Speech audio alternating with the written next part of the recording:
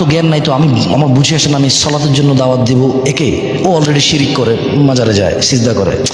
আমি বলবো যে ওকে মাজার থেকে আসার কথা বলবো, ও তো শুনবেই না কথা। ওকে বলবো যে জেনা করিও না, ও অলরেডি এক ওয়াক্ত নামাজও পড়ে না। ওকে বলবো সুদ খায়ও না, ও অলরেডি মা বাপ খাওয়ারে খাওয়ারে নামাজ পড়ে না, সুদ খায়, জেনা করে, ও মদ খায়, গাঁজা। কোনটা না করবো ওকে, আসলে কোনটা থেকে না করবো, মানে ফাইনালি কোনটা বললেও শুধরে। তখন আমার কাছে মনে হয় যে শুধু লা তুশরিক বিল্লাহ, আল্লাহর সাথে শিরিক করিও না, এবং আল্লাহকে চেনো। আল্লাহ কে, তুমি কে, আল্লাহ তোমার থেকে কি চায় এবং তুমি কি দিতে পারো আল্লাহকে। তুমি কেন এই পৃথিবীতে আসছো, কে তোমাকে পাঠাইছে, এবং তুমি কোথায় যাচ্ছ? আসলে তুমি তো চলে যাচ্ছ, তুমি তো থাকতেছো না এখানে, তুমি কোথাও চলে যাচ্ছ, কোথায় যাচ্ছ তুমি, এতটুকু জানুক।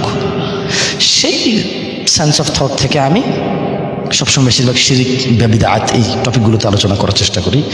কারণ এই যে জানা 500 মেসেজ ঢোকে, 400-500 মেসেজের মধ্যে ছেলেরা বলতেছে হুজুর আমি ডুবে আছি গুনাতে। কত করে বললাম তোমার গুনাহ আমাকে বলতেছো কেন, আমি তো ক্ষমা করার ক্ষমতা রাখি না, তুমি আল্লাহকে বলো, আমাকে এগুলো শোনাইও না ভাই।